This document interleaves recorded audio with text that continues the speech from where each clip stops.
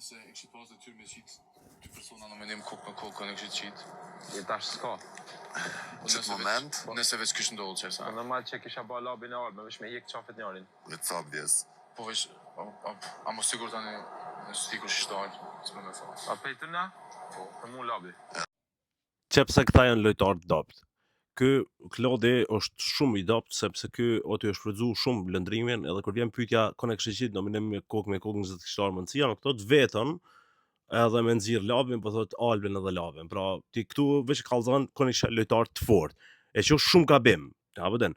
E para, e dyta, ai Edi thot unë si ta kisha pocit boks që tu në goj e kisha lënë dekun tok. Pra to nuk janë argumentet e një lojtarit e fortë. Nëse do mu bë lojtari i fortë, dush me pas strategji.